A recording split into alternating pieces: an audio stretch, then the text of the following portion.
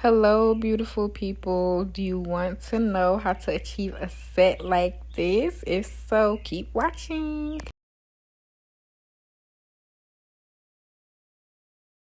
Welcome to my channel, y'all. My name is Diamond Ariana, or you can just call me Dime. That's what everybody calls me. And I'm a lash tech, but I'm also a student. If you have been on this channel before, welcome back.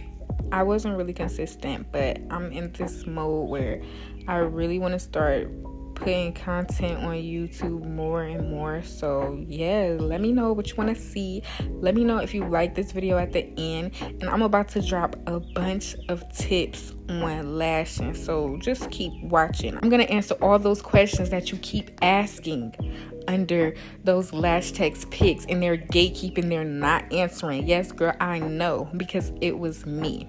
So this set took me about 2 hours. CC curl in my inner corner, D curl in my outer corners, and DD for my spikes. The lengths, if you can see, they're 14, 15, and 19. She showed me a picture of what she wanted. She wanted a wispy cat eye. As you've noticed by now, I didn't film my lash bath and, my taping. But if that is something you would like to see, let me know. I'm going to eventually film those types of videos anyway. But I always give complimentary lash baths no matter what service I do. It's free. Guys, I did not know lash techs charge for lash baths. I think that's just outrageous. It's just outrageous. Anytime I'm doing a fresh set, everyone's getting a lash bath. Even if it's a video, everyone gets a lash bath. It's just protocol. So when I do my sets, I like to work on one eye at a time. When I first started, I did do both eyes at once, but I found I struggled with making both sets even when I did that. I feel like every tech has their own way of doing it, but the way that works best for me is just doing one at a time. And I like to work around. I don't ever stay in one section for a long period of time, because that just creates stickies for me. And when you have stickies, you have to pull the lashes apart. It's just too much. So if I place a lash in my 14 section, I'm gonna skip probably to my 19 section or skip to my 15. I'm just gonna keep skipping around. I'm never staying in one spot consistently.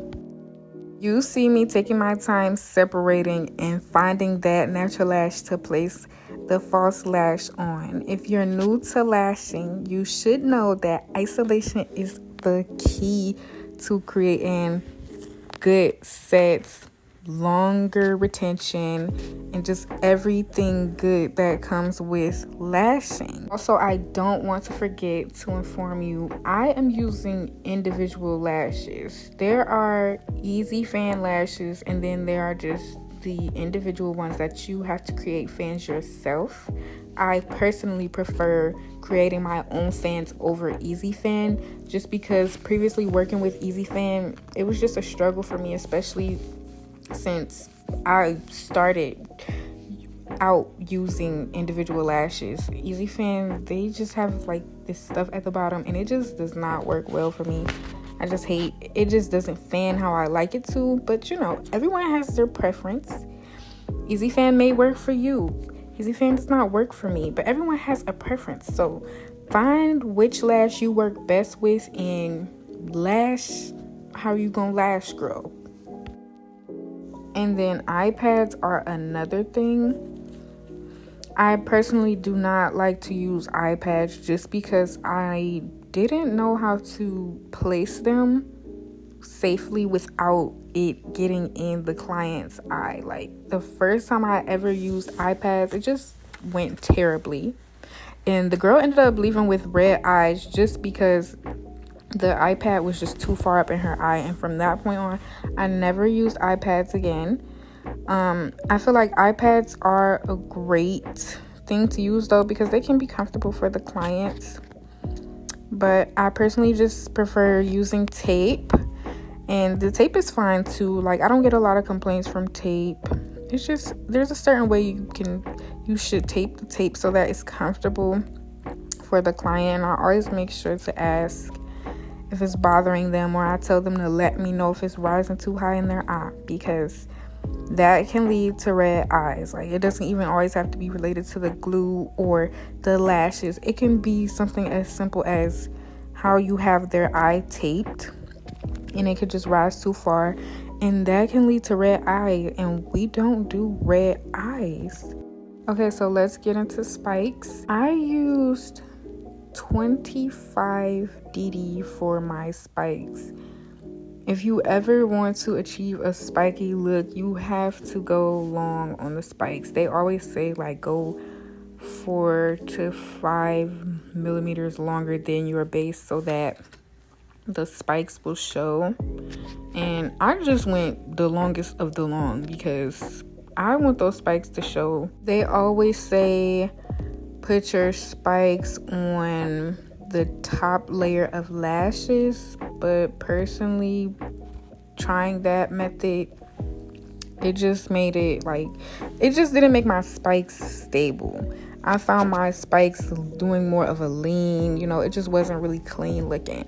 So I honestly prefer placing my spikes on like a middle or a bottom layer, and don't even think too much in it, because I know for me as a beginner lasher, it was hard separating the layers. Like, every person's eyes, it's not going to be simple, easy to separate layers and find that top and bottom layer. Like, it's not going to be that easy. That's why I like to use longer lengths when I'm doing spikes, because I don't have to focus on what layer of lash I'm putting it on. I can place that thing anywhere and it's still gonna show as a spike just because it's longer than all the other lashes. And also, some techs prefer to use either primer or bonder to seal the spikes. I like to use bonder. Some people will put their bonder or primer on their strip of lashes before placing the lashes.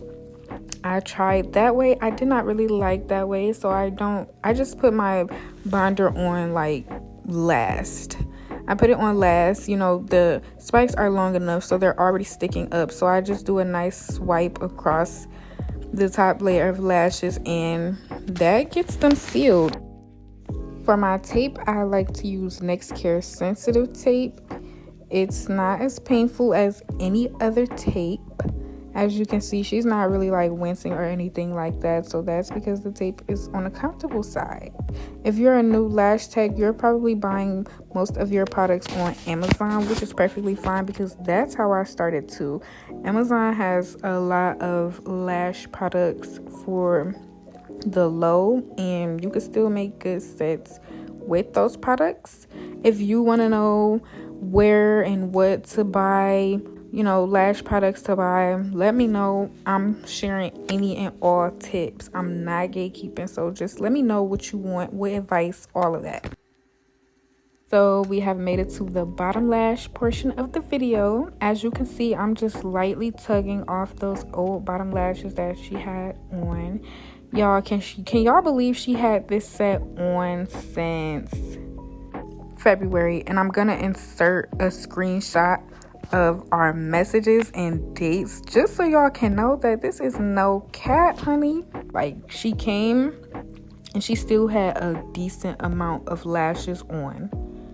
It almost looked like she needed a fill, but it's not a fill, because the time it takes for me to even fill in both of those eyes, it took full set time.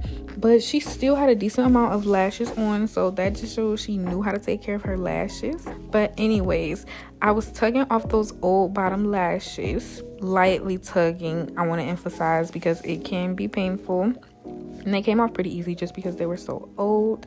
For my bottom lashes, I believe I used a B curl. I used the length 7, 9, and 10 for my longest lengths. And yeah, I never took a class to learn how to do the bottom lashes. I actually learned how to do that on my own. Definitely took a lot of practice, but I was able to learn it pretty fast just by keeping doing it. But as you can see, I am holding my tweezers at an angle, almost upside down.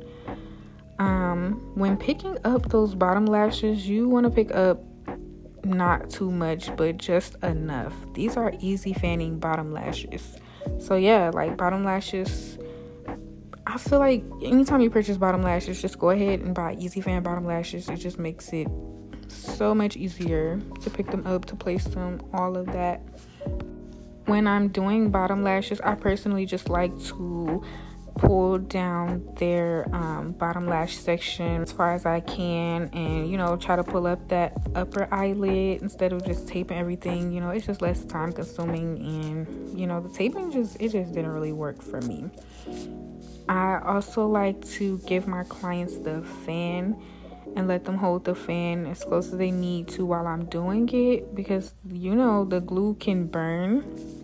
I use sensitive glue on everyone just for safety measures, because you just never know who is allergic to what. So everyone gets clear sensitive glue. At this point, I am going in with my micro swab, which has Bonder on it.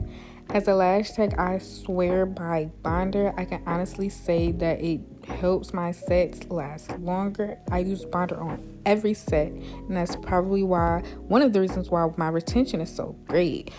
As you can see, I am swiping that tip of Bonder across the edge of her lashes. Like I mentioned before, this is how I seal in my spikes, give it that spiky look, and this is the finished result. Let me know what y'all think. Drop any comments, questions down below. I hope you enjoyed the video and learned something. Thank you for tuning in. See you next time.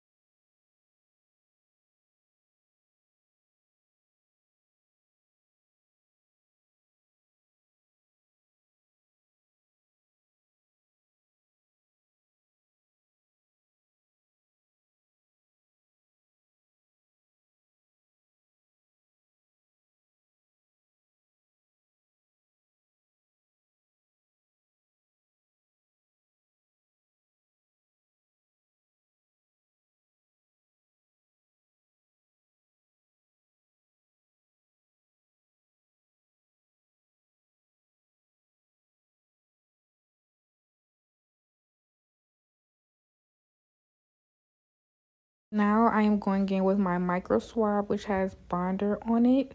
Bonder is definitely something that you want to use because it makes the sets last longer. From my experience, I can honestly say that my sets last longer because I use Bonder at the end. And also, you can see I'm swiping it across the edge of her lashes, the top where, the longest spikes are, just so they can get that spiky look. And here is the end result. Let me know what y'all think. Let me know how this video went for y'all. Let me know if y'all would like some more tips, anything you want to know. Like I said, I'm not gatekeeping anything. I'm answering any and all questions. Thanks for watching.